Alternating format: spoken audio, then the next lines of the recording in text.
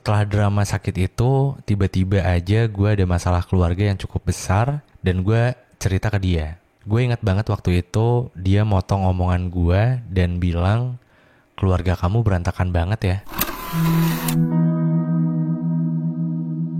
Selamat malam untuk kamu yang masih dalam perjalanan menuju kasur atau kamu yang sudah ada di atas kasur. Gue Dera dari podcast Teman Tidur dengan segudang cerita yang mengantarkan kamu ke dunia mimpi.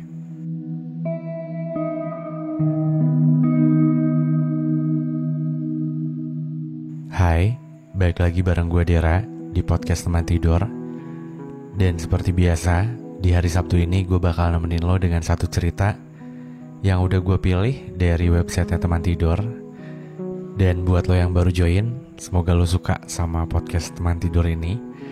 Dan di podcast Teman Tidur ini ada banyak banget episode, ada 500 episode lebih. Jadi mungkin kalau lo suka sama episode yang ini, harusnya episode-episode yang lainnya lo suka juga sih. Harusnya ya, tapi ya cobain aja. Oke, gimana hari Sabtunya? Seru gak? Harusnya seru ya. Semoga seru. Kalaupun gak seru, semoga seru ya. Jadi malam hari ini gue sedikit cerita. Tadi dari pagi itu gue nganter Cindy karena saudaranya ada yang nikahan. Dan kebetulan Cindy tuh jadi bridesmaid ya. Bener gak sih bahasanya? Bridesmaid gitu ya. Ya gitulah. Terus gue kesana pagi-pagi. Gak pagi banget sih sebenarnya. Kita cukup kesiangan karena Cindy harus di make up dulu. Terus singkat cerita, kita berangkat ke sana. Anyway, gue sama Cindy berangkatnya nggak cuma berdua ya, karena kan udah ada Bian. Terus kalian berangkatnya bareng sama nyokapnya Cindy. Nah, udah gitu nyampe lah sana. Jadi gue sama nyokapnya Cindy ganti-gantian gitu, gendong si Bian, karena Bian masih belum bisa jalan ya, karena masih 7 bulan jalan gitu. Udahlah, di situ kan lumayan tuh ya, Wak. Ya panas, ya capek gitu. Sebenarnya bukan capek sih, lebih ke kayak karena gue nggak terbiasa kali ya. Jadi lumayan agak capek gitu. Terus ditambah lagi emang tenggorokan gue tuh sekarang lagi nggak enak. Anyway, gue ini bikin podcastnya sambil minum wedang jahe gitu. Tahu nggak sih lo wedang jahe? Pokoknya anget-anget gitu lah, enak. Nah jadi intinya sampai siang gue di sana. Terus gue balik duluan sama Bian sama nyokapnya Cindy. Terus tadi gue mau jemput lagi tuh Cindy ke sana. Cuma karena gue ngantuk banget ya, terus gue ketiduran sampai sore. Dan Cindy ternyata udah pulang ke rumah nyokapnya gitu. Akhirnya gue jemput tuh ke rumah nyokapnya. Tapi itu pun setelah maghrib. Karena kalau dipikir-pikir lagi, kalau gue jemputnya jam 5:30 kan kasihan ya, maksudnya di jalannya maghrib gitu. Jadi mending beres maghrib aja. Terus gue sempetin waktu untuk kayak sekedar jalan-jalan di daerah sini doang, ke daerah kota sih ya. Ya meskipun kotanya cuma sebaris doang, tapi itu ramai banget di luar. Maksudnya kayak gue baru lagi malam minggu keluar gitu dan seramai itu ternyata ya. Ya gue gak tahu, mungkin lo juga salah satu orang yang sekarang hari ini baru aja dari luar sama pasangan lo atau sama temen lo, atau mungkin sama gebetan, atau mungkin bahkan sama mantan. Gue juga gak tahu. Tapi semoga apapun yang lo lakukan hari ini, gue berharap lo bahagia. Dan gue percaya kebahagiaan itu bukan datang dari sesuatu yang besar gitu. Maksudnya kayak harus bereffort banget atau gimana. Gue percaya kebahagiaan itu bisa muncul dari hal-hal yang sederhana gitu. Kayak tadi gue ngajak Bian cuma ya keluar jalan-jalan doang gitu. Lihat apa, kuda. Anyway, gue tinggal di Kuningan kan. Ini banyak banget kuda yang dihias pakai lampu-lampu gitu. Ya meskipun Bian juga gak terlalu ngerti kali ya. Tapi dengan posisi yang sebenarnya gue capek juga ya. Dan Cindy juga gue yakin capek juga. Tapi gak tahu kenapa gue ngerasa kayak gue pengen aja ngeluangin waktu sedikit lah, beberapa menit gitu ya, untuk kayak keluar sekedar kayak cari makan. Jadi sini gak usah masak gitu. Terus ya udah gue luangin waktu dan gue keluar tadi. Sampai jam berapa ya tadi? Gak malam-malam banget sih, sebentar banget, sampai jam 8 kalau gak salah. Tapi gue makan dulu terus gue baru ke studio. Nah cuma dari situ gue ngerasa bahagia. Bahagia tuh sederhana sih. Ya ini terlalu klasik ya, tapi ini yang gue rasain gitu. Yang dulu mungkin gue nganggapnya kebahagiaan itu susah datangnya dari diri sendiri gitu. Kebahagiaan itu harus datang dari sesuatu yang faktor eksternal gitu lah, bukan dari gue sendiri gitu. Jadi mungkin itu alasan gue kenapa dulu tuh kayak zaman-zaman SMA dan kuliah gue jarang banget di rumah. Kalau SMA ya, waktu SMA karena gue masih tinggal di rumah nyokap kan, SMA-nya masih satu kota gitu. Nah pas zaman kuliah juga gue sama, jarang banget untuk di kosan gitu, karena gue menganggap kalau gue diem sendiri di kosan itu nggak akan bahagia gitu loh. Paham gak sih lo maksud gue? Jadi kayak gue berusaha untuk mencari kebahagiaan itu gitu. Ya karena mungkin gue juga nggak tahu pada saat itu gimana caranya gue bisa mendapatkan kebahagiaan meskipun gue cuma di kosan gitu loh. Paham gak sih lo maksud gue? Nah terus apa bedanya ketika tadi gue cerita gue keluar gitu, nggak di rumah bertiga gitu. Lebih ke kayak karena gue lebih banyak aktivitas itu di rumah sama di studio. Jadi kayak Cindy, apalagi Cindy ya sering banget di rumah gitu. Karena kan sekarang lagi jagain dede banget gitu. Dan gue juga sama, lebih banyak di studio. Yang notabene studio tuh gak jauh dari rumah gitu loh. Nah cuma kenapa gue meluangkan keluar, itu lebih ke kayak bukan karena gue pengen ngeliat keluar terus gue happy, bukan. Tapi lebih ke kayak ada seseorang yang gak bisa gue paksa untuk sama kayak gue gitu. Paham gak sih maksud gue? Kayak Bian kan masih kecil ya. Dia masih belum bisa ngerti apa-apa gitu. Tapi kalau dia lihat cahaya, lihat kuda, lihat keramaian, ya mungkin dia bisa happy gitu. Nah makanya gue ya sedikit apa ya, meluangkan waktu untuk kayak sekedar keluar doang gitu, cari makan, terus ya berhenti doang di pinggir jalan sambil nungguin makanan beres, terus liatin kuda gitu loh. Nah cuma ada hal lain yang sebenarnya gue sengaja untuk keluar itu, ini cara gue ya. Ya semoga ini juga bisa lo pakai di kehidupan lo juga ya. Gue tuh orangnya sering banget ngeliatin aktivitas orang-orang yang ada di luar gitu loh. Kayak ada bapak-bapak, ada ibu-ibu, ada anak muda, ada anak kecil, ada apapun itu dengan berlatar belakang yang macem-macem. Itu tuh gue seneng banget untuk ngeliatin itu semua gitu. Senengnya bukan seneng ya, lebih ke kayak tertarik ya. Jadi kayak nggak tahu kenapa gue kalau lagi ngeliatin orang gitu tuh kayak gue langsung mikir gitu loh, kayak wah ini gila ya, ternyata orang perjuangannya lebih parah gitu. Maksudnya bukan lebih parah ya, lebih effort lah. Kayak gue harusnya bisa lebih bersyukur karena gue bisa kerja cuma dengan di dalam ruangan doang, kayak di studio gue doang gitu. Gue ngerjain sesuatu dan gue bisa menghasilkan gitu. Tapi mungkin di luar sana ada beberapa orang yang kayak nyari penghasilan itu harus sampai panas-panasan atau segala macamnya lah. Terus kayak dari hal-hal yang lain, kayak misalkan ada orang yang sama anak istrinya terus jalan kaki happy gitu, atau kayak naik sepeda bertiga happy gitu. Terus ada ya pokoknya macam-macam lah. Dari situ tuh gue mikir kayak wah gila, ini orang aja masih bisa senyum lebar gitu loh. Ketika gue lihat kondisinya mungkin ya, dengan tidak bermaksud kayak merendahkan atau gimana, bukan, tapi lebih ke kayak wah ini orang aja masih bisa happy gitu loh. Sedangkan kadang selama ini gue masih sering suka ngeluh gitu, kayak kok kayaknya hidup gue gak ada progres gitu, kayak gitu-gitulah, kayak mengeluh. Terus kadang suka apa ya, ngerasa masih kurang gitu, yang kayak gitu-gitulah. Nah itu tuh cara gue untuk kayak gimana caranya untuk bersyukur gitu loh, kayak lebih banyak bersyukur lah gitu. Dan dengan cara seperti itu kadang gue jadi bisa lebih menghayati atau jadi kayak introspeksi diri gitu loh, kayak kayaknya gue terlalu gak bersyukur gitu, yang kayak gitu lah. Nah tapi disclaimer ya, sekali lagi ini bukan berarti gue lagi merendahkan seseorang, bukan, tapi ini cara gue untuk bersyukur gitu. Dan kalau gue ngelihat ke atas gitu, kayak misalkan ada seseorang yang lebih di atas gue gitu, kelihatannya ya gue juga kadang suka kayak aduh ini orang gimana ya cara kerjanya gitu. Gue yang udah pol-polan aja masih segini gitu. Tapi itu lebih kayak apa ya, dialog diri sendiri aja gitu. Dan itu tuh sometimes seru buat gue. Jadi bukan malah bikin galau, tapi ya kayak penasaran aja gitu. Ini orang hebat banget ya, bisa kayak gini. Apalagi kalau misalkan gue denger cerita teman gue atau teman gue gitu yang baru apa ya, mencapai sesuatu yang udah dia rencanakan gitu. Itu tuh jadi motivasi juga buat gue gitu. Tapi dengan adanya dua hal itu tuh ngebikin gue jadi makin hidup, dan gue ngerasa jadi kayak gak hampa gitu. Dan sampai akhirnya sedikit demi sedikit gue juga makin belajar dan terus belajar ya. Kayak kalau dibilang bosan sama rutinitas, kayaknya ya gue adalah salah satu orang yang harusnya bosan sama rutinitas gue sendiri gitu. Kayak gue tuh 2 tahun terakhir itu gue lebih banyak di studio gitu loh. Beda sama halnya ketika gue waktu di Bandung dulu. Di Bandung tuh hampir kayak emang kerjaan gue harus ngebikin gue keluar dari studio gitu, nggak melulu di studio gitu. Tapi di 2 tahun terakhir ini nih gue lebih banyak menghabiskan waktu di studio gitu.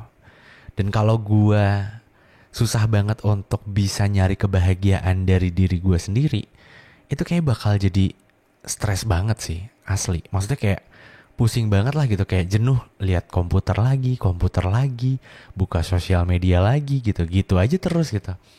Pasti bakal bosan banget gitu. Tapi ya bersyukurnya gue menemukan kebahagiaan sesederhana ketika gue pulang ke rumah, gue lihat Cindy, gue lihat Bian sekarang, mereka senyum, itu udah cukup banget buat gue gitu. Atau gue bisa melakukan sesuatu untuk mereka aja, itu gue udah happy banget sih. Maksudnya meskipun hasilnya besar atau kecil gitu, kayak yang penting gue ada usaha untuk ngelakuin itu semua, gue happy aja. Meskipun gue juga nggak tahu ya, Cindy sama Bian happy atau enggak gitu, punya suami kayak gue dan punya bapak kayak gue gitu. Tapi ya gue ngerasa happy aja gitu ngelakuin ini semua gitu. Karena ya itu tadi, gue berusaha untuk kayak mencari kebahagiaan sesederhana mungkin gitu. Ya sesederhana gue ngelihat Cindy happy, Bian happy, dan gue masih bisa hidup gitu sama mereka gitu. Paham gak sih lo maksud gue? Itu tuh kebahagiaan yang menurut gue udah paling sederhana banget sih. Kayak apa ya? Ya susah lah untuk diterjemahkan oleh kata-kata celah. Ya intinya kayak gitulah kurang lebih. Jadi kayak ya pada akhirnya gue mencoba dan terus belajar untuk gimana caranya gue harus bisa terus menemukan kebahagiaan, tapi bukan menemukan ya, membuat atau menciptakan rasa kebahagiaan itu dari diri gue sendiri gitu. Ya mungkin di beberapa episode gue sempat ngebahas beberapa part yang kayak misalkan ada orang, ini contoh kecil ya, yang kayak lo sering temuin di jalan gitu. Ada orang ngebut, terus kalau lo apa ya, settingan pemikiran dan perasaan lo marah, lo pasti bakal marah gitu. Tapi kalau settingan pemikiran lo kayak mungkin dia buru-buru kali, istrinya nungguin di rumah, mungkin dia buru-buru karena dia pengen boker misalkan. Nah itu tuh jadi bikin kita jadi happy gitu dengan kondisi yang sama gitu. Kondisi dia ngebut, terus pemikiran kita yang ada dua gitu loh. Kayak kalau misalkan kita mikirnya sebel ya bakal sebel. Tapi kalau kita mikirnya biasa aja atau bahkan kayak menjurus ke komedi gitu, ya itu jadi kayak happy buat kitanya dan nggak ngaruh apa-apa gitu. Coba deh, kalau nggak percaya lo coba untuk sedikit aja berusaha untuk menciptakan kebahagiaan lo sendiri. Ini sebenarnya ada kaitannya sama cerita malam hari ini juga sih, dan ada beberapa hal yang pengen gue ceritain juga gitu terkait orang-orang terdekat gue lah. Bukan orang-orang terdekat, ya salah satu orang terdekat gue gitu. Nah, jadi kurang lebih kayak gitu lah. Ini basa-basinya aja udah lama banget ya, sorry banget ya guys. Oke, biar gak terlalu lama, gue langsung masuk ke ceritanya aja. Tapi satu lagi. Sorry. Sebelum gue masuk ke ceritanya, gue mau ngasih tahu juga buat lo yang belum cobain parfum gue, lo cobain deh parfum gue. Namanya Salira Perfume. Lo bisa cek nanti di deskripsi, itu ada 5 varian. Gue masih belum bisa ngeluarin si varian yang kolaborasi sama teman tidur karena waktunya tuh bener-bener gak ada banget gitu.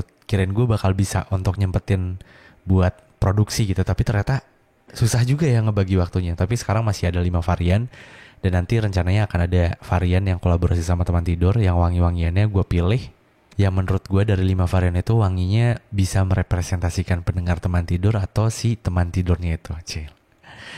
Sekali lagi buat lo yang belum nyobain, lo bisa cobain ya. Dan anyway ada discovery setnya, jadi lo bisa beli discovery setnya untuk nyobain semua variannya dengan ukuran yang lebih kecil-kecil kayak 5 milian gitu.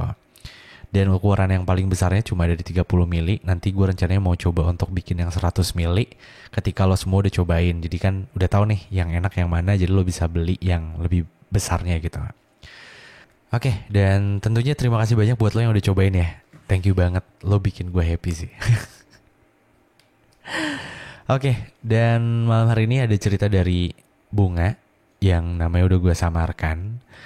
Ini ceritanya menurut gue seru untuk diangkat dan menarik ya tentunya. Sekaligus gue pengen sedikit cerita tentang ya salah satu orang terdekat gue lah yang gue rasa kayak ketika kita menitik beratkan kebahagiaan itu pada orang lain, itu tuh bakal jadi kayak apa ya, yang ngerasa hancur banget lah gitu. Ya mungkin nanti gue bakal bahasnya di akhir setelah gue bacain ceritanya dulu kali ya. Oke, langsung aja kita masuk ke ceritanya.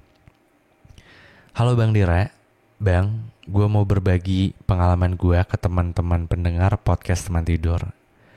Cerita ini berawal dari 10 tahun lalu, pas gue SMP, gue gak suka dia duluan, tapi dia ngejar gue duluan yang gue inget, dan setelah itu kita pacaran. Karena ya dia deketin gue terus katanya. Awalnya gue pikir ini orang bercanda dan gak serius dengan apa yang dia lakuin. Tapi gue salah, dia perlahan ngebuktiin keseriusannya ke gue. Dia baik banget dan teman-teman gue juga bilang dia emang baik. By the way, beberapa teman gue ini temennya dia juga. Jadi gue percaya. Tapi pas gue jalanin sama dia, dalam tanda kurung kebetulan kita LDR Bandung Jogja pas SMA. Gue ngerasa ini cowok agak-agak apa nih? Dia sering banget teleponin gue, ngelarang banget gue buat meet sama cowok, dan dia pernah marah banget sama gue karena dia tahu kalau sekolah SMA gue ini cewek cowok digabung. Dari situ gue memutuskan buat ya udah putus aja dan bilang ke dia, ayo ketemu lagi dengan sikap kita yang sama-sama dewasa. 3 tahun kemudian beres SMA, gue kuliah di Bandung. Ternyata dia masih ingat gue. Dia DM gue lagi, nanya-nanya tentang kampus gue ini sampai akhirnya kita deket lagi dan nembak gue lagi. Dia bilang dia pengen banget balikan sama gue dan ya gue juga masih ada rasa sama dia. Kita pacaran lah 5 tahun. Awalnya gue emang ngeliat dia udah lebih dewasa dari pas kita SMA. Tapi di tahun keempat kita pacaran, gue mulai merasa ada hal yang janggal dari dia. Gue emang dari awal pacaran sama dia itu seterbuka itu tentang masalah di hidup gue, tentang teman, keluarga, dan apapun itu.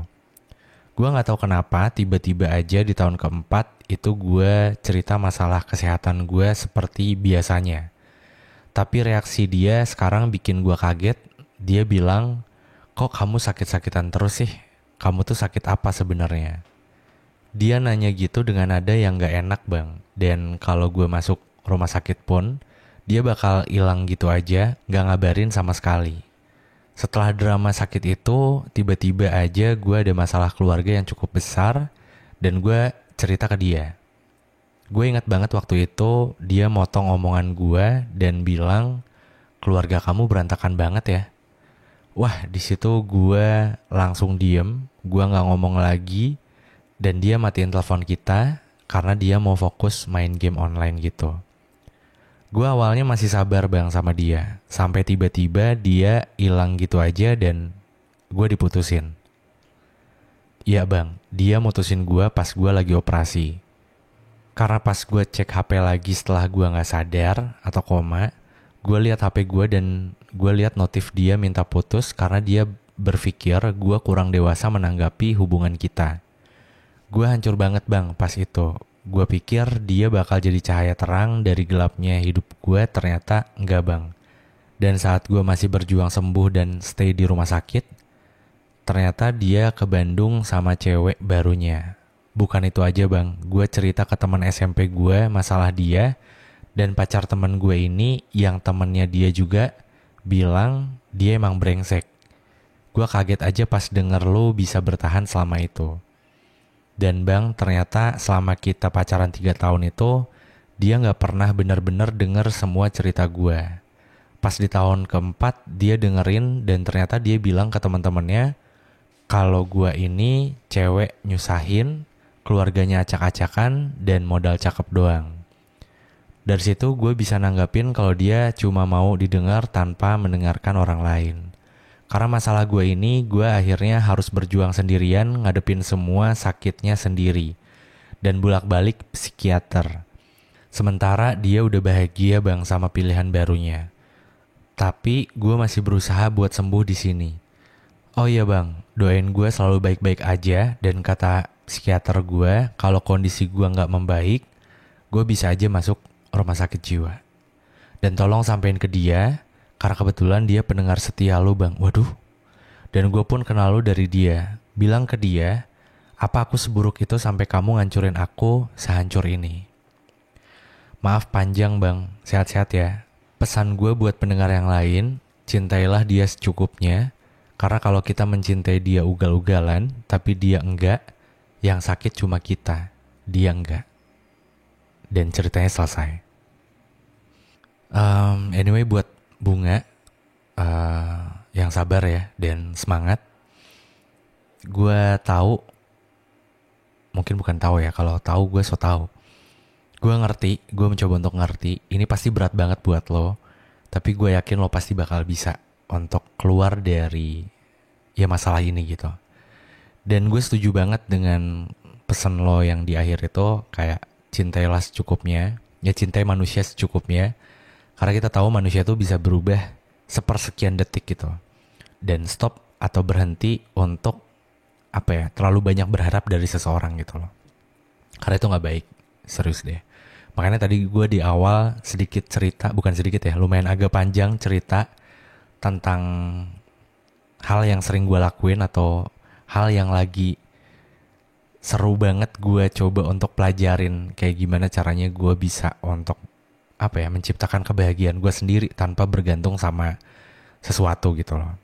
Ya meskipun ini agak susah juga karena sampai detik ini juga ya gue masih ada beberapa hal yang ketergantungan ya. Contohnya kayak tadi kan, gue bakal happy banget ketika lihat Cindy dan Bian tuh senyum atau happy gitu. Gue bakal kebawa happy. Tapi setidaknya gue nggak terlalu banyak nuntut gitu loh, kayak untuk orang lain harus kayak gimana atau ya sesuatu itu harus kayak gimana. Gue hanya meminta untuk senyum, bukan senyum ya, kayak seolah-olah gue maksa banget, tapi lebih ke kayak jadi maknanya tuh lebih ke kayak apa yang lagi gue kerjain sekarang, meskipun capek, meskipun ya berat gitu ya, tapi gue bakal ngerasa happy banget, nggak ngerasa beban gitu. Karena ya gue tahu di rumah ada yang nungguin gue gitu. Ya gue juga nggak tahu kondisinya bakal kayak gimana ke depannya, tapi gue berharap ya dengan kayak gini aja menurut gue udah sederhana banget kebahagiaan gue gitu. Ya gak sih? Ya gak tahu ya, ini versi gue sih. Tapi kalaupun ada sesuatu yang di luar kontrol gue berharap semoga ya gue bisa lebih cepat untuk nge-recovery itu semua gitu. Dengan catatan ya gue juga harus lebih banyak mendekatkan diri sama Sang Pencipta ya, yang gue yakinin gitu. Dengan kayak gitu tuh bisa jauh lebih balance gitu. Balance yang gue maksud tuh balance antara kayak kita ngejar dunia dan setelah dunia gitu loh. Ya ini obrolan jadi panjang ya. Tapi ya kurang lebih kayak gitulah. Jadi ya gue berharap kita sama-sama belajar untuk tidak terlalu banyak berharap sama manusia gitu. Bukan berarti kita gak sayang sama manusia itu. Bahkan itu adalah bentuk sayang kita terhadap Sang Pencipta gitu. Dengan tidak menduakan Sang Pencipta. Cila, dalam banget gak tuh? Gak, tapi serius deh. Karena udah paling benar kita berharap sama Sang Pencipta aja. Jangan terlalu banyak berharap sama manusianya gitu. Karena ya manusia tuh bisa berubah gitu. Karena kalau terlalu banyak berharap sama manusia, ketika manusia itu tidak bisa mewujudkan itu semua, kita bakal sakit hati banget gitu. Ya contoh lah kayak misalkan gue emang happy gitu ketika gue lihat Cindy sama Bian tuh ketawa senyum gitu. Gue happy. Tapi bukan satu-satunya kebahagiaan gue dari situ gitu. Itu salah satunya gitu. Yang bikin gue tuh sampai sekarang ya kayak happy banget gitu punya Cindy dan Bian. Cuma maksud gue kayak ketika gue happy ada Bian dan Cindy itu karena Sang Pencipta. Maksudnya ini karena garis takdir yang sudah Tuhan takdirkan gitu. Itu bakal jauh lebih happy gitu loh. Paham gak sih maksud gue? Ya pokoknya gitulah. Ini bahasanya agak berat gak sih? Enggak ya? Harusnya ringan ya. Gue juga gak tahu. Cuma ya kurang lebih kayak gitulah yang gue rasain dan menurut gue ini cukup baik untuk diri gue sendiri gitu loh. Dan gue juga selalu bilang ke Cindy, ke orang-orang terdekat gue gitu kayak ya coba untuk jangan terlalu banyak berharap sama orang lain gitu loh. Karena takutnya kalau terlalu banyak berharap sama orang lain, kita bakal banyak banget dipenuhin sama rasa kecewa gitu. Ini bisa bisa berlaku bukan cuma kayak dalam sebuah hubungan aja ya, tapi ini gue terapkan juga di beberapa kerjaan gue gitu. Ya, that's why yang gue kerjain sekarang tuh bukan cuma teman tidur doang gitu. Karena ya biar gue apa ya kayak ada backupan untuk kayak ketika ini ada sesuatu hal yang tidak diinginkan, gue harus kemana gitu. Itu untuk perihal kerjaan ya, karena kan gue harus nyari backupan. Kenapa? Karena gue punya tanggung jawab gitu loh, yang nggak bisa gue tinggalkan. Ya bukan salah satunya ya. Ya yang paling penting dan utamanya dalam hidup gue tuh, ya gue masih punya orang tua dan gue punya istri, gue juga punya anak gitu loh. Paham gak sih lo maksud gue? Jadi geraknya gue itu ya untuk mereka gitu. Itu yang paling penting. Makanya gue gimana caranya untuk mengusahakan biar ya mereka tetap tersenyum gitu loh gitu. Ya intinya kurang lebih kayak gitulah. Dan gue berharap lo semoga paham ya maksud gue kemana. Bukan ke arah yang gimana ya? Bukan ke arah yang gue berasa udah paling sempurna, paling baik. Bukan ke arah yang sana. Tapi lebih ke kayak ya kita saling sharing gitu gak sih? Kayak gue dengar dari cerita lo, ya gue juga banyak belajar dari cerita-cerita yang ada di teman tidur gitu. Dan semoga dari apa yang gue alamin, ya lo juga bisa belajar gitu. Ambil yang baiknya, buang yang jelek-jeleknya gitu. Dan gue juga ada sedikit cerita sebenarnya di orang terdekat gue yang case-nya sama, mirip-mirip sama Bunga ini. Kayak dia udah menjalani hubungan bisa dibilang lumayan lama dan udah masuk ke tahap jenjang yang serius hubungannya. Bahkan udah married lah gitu. Tapi harus udahan gitu. Dan itu tuh gue ngerti pasti itu berat banget gitu loh. Ya maksudnya kayak gak gampang lah untuk apa ya, recovery-nya tuh gak gampang gitu. Dan yang gue lihat, maksudnya yang gue analisa, ya ini gue tujuannya biar kita bisa sama-sama belajar ya. Dan gue juga gak nyebutin siapa-siapanya kan. Jadi kayak ketika momen itu datang, itu tuh kayak ya orang ini nih kayak apa ya, kayak hancur banget gitu, hancur sehancur-hancurnya. Agree gue sama Bunga. Kayak pesan yang pengen disampaikan sama yang Bunga maksud ya. Ini apalagi katanya pendengar teman tidur ini ngaco banget sih. Please, man, bro, oke lah kalau ada alasan apapun itu, tapi gue bagian yang dengan lo cerita ke teman-teman lo kayak nyusahin banget nih orang, terus keluarganya berantakan, itu part yang paling gue nggak suka sih. Maksudnya lo nggak usah cerita tentang si pasangan lo juga ke teman-temannya gitu. Maksudnya kayak dengan tendensi untuk menjelekkan, ngapain gitu. Itu nggak ada untungnya juga, jadi nggak usah lo lakuin gitu. Balik lagi ke yang tadi, ya intinya ya orang ini nih yang orang gue maksud itu tuh kayak ngerasa hidupnya hancur, diajak ngobrol susah gitu, kayak ya kalau bisa dibilang depresi gitu. Cuma gue juga bingung posisinya harus kayak gimana. Gue pengen dia semangat lagi, tapi dianya seolah-olah kayak nggak ada usaha untuk keluar dari zonanya itu sendiri. Kita yang cuma faktor eksternal kan cuma bisa bantu dan memfasilitasi doang gitu. Tapi selebihnya kan orang itu sendiri yang bisa ngerubah semuanya gitu. Maksud gue ngerubah semua tuh ngerubah pikirannya, ngerubah tingkah lakunya gitu. Yang kayak gitu-gitulah. Dan itu yang gue analisa, itu selama orang ini punya hubungan sama pasangannya, dia tuh kayak gak punya kehidupan sama orang-orang yang ada di sekitarnya. Termasuk bahkan ya sama keluarganya sendiri. Itu tuh kayak gak deket banget gitu. Itu kan harusnya jangan ya.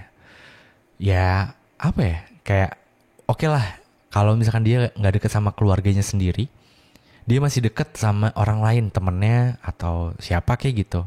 Tapi ini gak sama sekali gitu. Nah itu yang bikin kondisinya tuh makin parah kalau menurut gue ya. Kalau menurut gue pribadi, ini analisa gue sih. Karena gue juga dulu, ya gue juga kan dulu melakukan pencarian ya. Kayak nggak tiba-tiba gue langsung ketemu sama Cindy gitu. Itu tuh kayak pernah punya hubungan yang cukup lumayan lama versi gue gitu. Meskipun versi gue cukup lumayan lamanya nggak sampai 2 tahun. putus terus uring-uringan, terus kayak galau, gue berharap sama dia tapi ternyata hubungannya udahan gitu. Kayak gue ngerasa dunia tuh berhenti gitu, kayak ya udah ngelakuin hal-hal yang gue suka yang gak baik gitu untuk ngelupain si masalah ini. Itu juga kan gak baik ya harusnya. Ya seolah-olah gue mencari pelarian untuk biar gue bisa lupa sama hal ini. Itu juga kan salah ya. Tapi waktu itu gue ngelakuin itu. Cuma sebenarnya dari situ gue belajar kalau misalkan ternyata pelarian itu penting. Pelarian quote on quote ya. Yang gue maksud tuh bukan pelarian kayak yang apa ya, kayak lo ditinggalin pacar terus lo langsung ketemu sama siapa, bukan ke arah sana doang gitu. Kayak pelarian tuh lo coba untuk ngedistract rasa sakit hati lo dengan sesuatu yang lagi lo kerjain gitu. Nah itu yang gue maksud dengan pelarian gitu. Nah waktu dulu itu pelarian gue tuh nggak baik lah.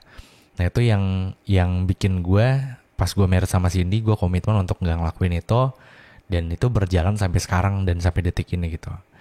Terus pelarian gue apa? Pelarian gue ya gue cerita sama Cindy sekarang kan bisa lebih banyak. Atau dengan sekedar gue meluk Cindy doang, atau ya kayak ngeliat dia senyum, itu udah bikin gue happy. Dan seketika tuh kayak masalah yang lagi gue alamin tuh langsung berhenti gitu loh, kayak stop, udah gak kepikiran. Ya meskipun besok pagi pas bangun masalahnya tetap harus dihadapin gitu.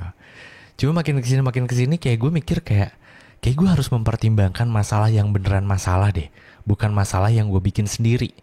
Kalau masalah sakit hati itu adalah perihal masalah yang kita bikin sendiri. Serius deh, coba lo pikirin lagi. Masalah sakit hati adalah masalah yang lo bikin sendiri. Dan setelah gue tahu itu, akhirnya gue mulai nge-breakdown tuh masalah-masalah dalam hidup gue. Yang sebenarnya literally masalah tuh apa sih gitu. Sampai akhirnya gue menemukan gitu kayak, oh yang beneran masalah tuh kayak misalkan ada sesuatu hal yang buruk di hidup gue atau di kebiasaan gue, itu adalah masalah. Karena kalau gue terus-terusan kayak gitu bakal menimbulkan masalahnya di kemudian hari gitu lah. Ada efeknya lah gitu. Terus ada masalah yang lain kayak misalkan kalau gue gak kerja, gue gak bisa makan dan gue bakal mati. Nah itu masalah gitu. Karena kalau dengan gue gak kerja gak ada alternatif lain gitu. Kalau masalah sakit hati, dengan lo gak mikirin rasa sakit hatinya itu lo gak akan jadi sakit hati. Dan itu sering banget gue coba untuk terapin. Baik dalam hubungan, pertemanan, keluarga, ataupun kerjaan gitu. Kayak kalau gue gak meyakini itu adalah sakit hati, gak akan sakit hati gitu. Tapi kalau misalkan gue meyakini itu adalah sakit hati atau hal yang membuat gue sakit, ya gue bakal sakit hati. Bahkan efeknya gue bakal bisa jadi benci gitu sama itu orang. Tapi ya gak gitu cara konsep berpikir manusia gitu, ya gak sih? Karena itu bukan masalah yang sesungguhnya. Masalah yang sesungguhnya yang tadi gue sempat bilang, salah satunya adalah ketika gue gak punya duit. Itu masalah banget. Percaya gak percaya itu bakal ngerembet kemana-mana gitu. Dan sadar gak sadar rasa sakit hati itu kadang ngebikin orang tuh malas ngapa-ngapain. Dan pada akhirnya itu yang bikin masalahnya tuh jadi efek domino. Jadi yang awalnya dari sakit hati lo gak ngapa-ngapain, gak kerja, gak berpenghasilan. Terus akhirnya ya lo gak bisa makan, hidupnya jadi makin susah gitu. Ya udah makin uring-uringan gitu loh. Paham gak sih lo maksud gue gitu? Ini beda cerita ketika ada orang kaya yang sakit hati. Dia mungkin bisa party-party hampir tiap hari, dia bisa liburan ke sana sini gitu. Nah notabene kalau lo sakit hati tapi lo gak punya duit, sakit, sedih gue. Sama, soalnya gue juga dulu kayak gitu. Maksudnya zaman-zaman gue di Bandung dulu, waktu ya gitulah, zaman kuliah, terus zaman kerja, sakit hati gak punya duit, sedih. Cuma temen doang yang bisa bantuin, kayak ya udah gue bayarin gitu. Tapi ya nggak baik gitu loh. Ya balik lagi intinya kayak sebenarnya rasa sakit hati itu kita yang bikin sendiri gitu. Percaya nggak percaya, coba deh lo pikirin lagi. Coba deh lo sekarang untuk switch kayak oke, nggak apa-apa kalau dia ninggalin gue, ya berarti emang dia bukan buat gue gitu. Atau mungkin Tuhan punya rencana yang lain gitu. Itu pasti bakal lebih enak gitu. Meskipun emang gak segampang itu. Kayak ibaratnya gue bisa ngomong kayak gini ya. Tapi kalau misalkan gue ada sesuatu gitu, masalah yang gue temuin, gue tetap kepikiran, anjir nih orang kok kayak gini banget ya. Tapi maksud gue recovery-nya tuh cepet gitu loh. Jadi gue gak terlalu berlarut untuk mikirin sakit hatinya. Tapi lebih ke kayak, oh enggak. Yaudahlah biarin ini orang mau ngapain juga terserah gitu. Tapi yang harus gue jalanin tuh apa gitu. Yaudah gue tetap harus kerja, gue tetap harus apa, gue harus fokus. Karena itu tanggung jawab gue gitu. Yang kayak gitu-gitulah. Karena gue juga ngalamin kayak dulu tuh gue jarang banget nganterin orang ke rumah sakit ya. Tapi kalau sekarang tuh makin dewasanya kita, itu kayak apa ya? Rumah sakit tuh jadi kayak bukan sesuatu hal yang tabu gitu. Jujur waktu zaman kuliah, SMA, kuliah dan kerja awal-awal gitu, itu tuh kayak nganggap rumah sakit tuh hal tabu gitu. Paham gak sih lo, maksud gue kayak ngapain ke rumah sakit gitu. Ya alhamdulillahnya gue dikasih kesehatan gitu, bukannya gue gimana-gimana. Tapi coba deh lo pikir-pikir lagi. Iya gak sih, masa muda tuh identik kayak menganggap rumah sakit itu adalah hal yang tabu gitu. Tapi makin bertambahnya usia dan makin banyaknya tanggung jawab yang lo punya, kayak lo harus ngurus orang tua lo, saudara lo gitu. Rumah sakit tuh jadi kayak bukan hal yang tabu lagi gitu. Bahkan dari situ, gue jadi banyak mikir kayak, wah anjir kalau misalkan posisinya sakit dan gak punya duit, bingung ya ternyata gitu, mau ngapain gitu. Paham gak sih lo maksud gue? Nah jadi kayak, gak bisa nih, masa nyawa manusia bergantung sama kita gak punya duit gitu. Emang ini gak adil sih ya. Ini gak adil ketika seseorang yang gak punya duit, terus lagi sakit, terus kayak susah di negara ini gitu. Cila, ini agak politik lagi.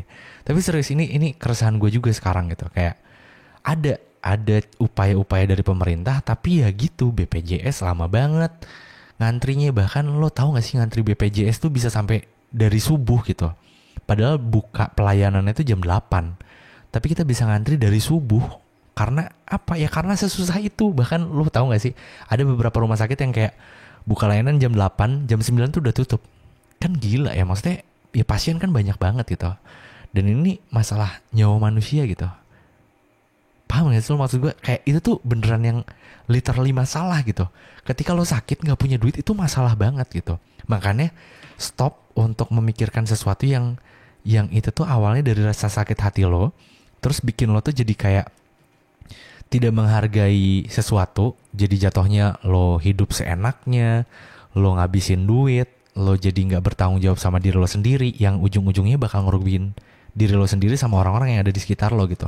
Nah stop untuk melakukan itu maksud gue, karena nggak akan benar gitu ke depannya. Ya masalahnya nggak beres, hidup lo makin nggak beres gitu loh. Jadi kayak ya itu yang gue resahkan sama orang yang gue maksud ini, orang terdekat gue ini gitu. Jadi ya maksud gue kayak apa ya, gue juga pengen banget bantu gitu, cuma ya gimana kalau emang dari orangnya sendiri nggak ada usaha untuk keluar dari masalahnya gitu loh. Sedangkan gue juga kan punya tanggung jawab, nggak mungkin gue ngurusin hidup orang terus kan. Ya kurang lebih gitulah. Cuma ya semoga dari sini, ya dengan adanya episode malam hari ini, semoga nggak makin banyak orang lagi yang terlalu banyak berharap sama seseorang gitu. Karena udah banyak banget kasusnya, masalahnya, yang orang bergantung sama orang, seseorang bergantung sama seseorang, itu tuh ujung-ujungnya endingnya nggak benar. Apalagi kayak menganggap dunia tuh cuma lo berdua sama pasangan lo. Freak sih itu. Maksud gue kayak, percaya sama gue, ketika ada masalah, kacau lo sama pasangan lo. Pasti kacau. Bisa jadi main fisik, bisa jadi emosinya meluap, bisa jadi, wah parah banget dah. Jadi kalau menurut gue sebisa mungkin, jangan tutup untuk circle pertemanan lo itu. Apalagi sama saudara, sama keluarga. Jangan, karena ya mau bagaimanapun, manusia itu makhluk sosial yang gak bisa hidup sendiri. Oke, lo bisa jawab, gue gak sendiri kok, gue sama pasangan. Tapi lo sama pasangan tuh sama-sama manusia, yang dimana ada aja pasti masalahnya. Percaya deh sama gue. Lo mau ngelihat couple goals, pasti ada masalahnya. Gak mungkin gak ada masalahnya. Karena ada dua manusia, dua pemikiran jadi satu, pasti ada masalah gitu. Cuma balik lagi gimana caranya dua manusia itu untuk menanggapi masalah yang muncul. Nah itu perbedaannya doang gitu. Ada seseorang yang menanggapi masalahnya dengan kepala dingin, ada yang satunya dingin, satunya panas, ada yang dua-duanya panas gitu.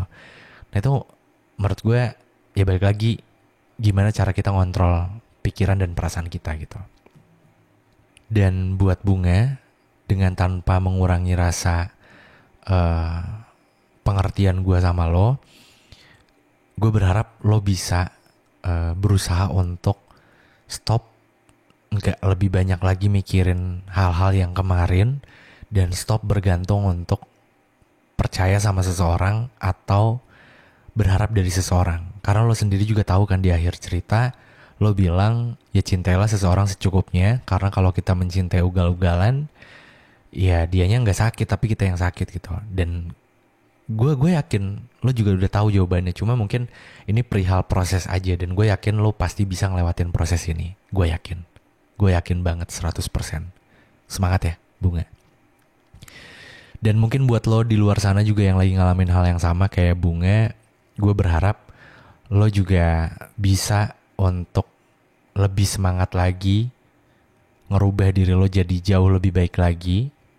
Karena notabene orang hidup itu jauh lebih baik ya. Jadi jauhin orang-orang yang bilang, ya gue sih kayak gini ya. Kalau nggak suka ya jauh. Ya udah lo pilih jauh aja. Maksudnya ngejauh aja dari orang itu karena nggak ada untungnya juga buat lo gitu.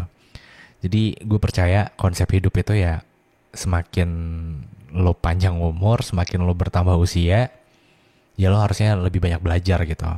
Untuk sesuatu yang sebenarnya jauh lebih baik untuk diri lo sendiri gitu. Oke, mungkin ini episode lumayan panjang banget ya. Terus sebenarnya sedikit info ya, ini gue studio baru terus di pinggir jalan utama gitu. Jadi lalu lalang motor, mobil tuh lumayan banyak banget. Ini gue dari tadi nge-stop, terus lanjut lagi, stop, lanjut lagi. Jadi stop recordnya gue lanjut lagi. Karena takutnya suaranya bocor gitu. Dan ini rekamannya udah lumayan panjang. Tapi semoga episode malam hari ini bermanfaat. Ya gue gak tahu isinya bermanfaat atau enggak, tapi gue berharap ada manfaatnya. Kalaupun enggak, ya setidaknya manfaatnya dengan adanya omongan gue ini atau suara gue ini, lo jadi lebih gampang untuk tertidur. Yang mungkin sebelumnya lo tiap malam bingung mau ngapain dan susah banget untuk tidur, dengan lo dengerin teman tidur jadi lebih cepat untuk tidur. Oke, mungkin untuk episode malam hari ini dicukupkan sekian. Dan sekali lagi gue ingetin buat lo yang belum check out parfum, lo wajib banget untuk check out parfum gue namanya Salira. Lo bisa cobain untuk yang discovery setnya dulu. Coba untuk beli yang discovery setnya dulu. Oke, ini saatnya gue Dera pamit. Gue Dera dari podcast Teman Tidur dengan segudang cerita yang mengantarkan kamu ke dunia mimpi. Good night.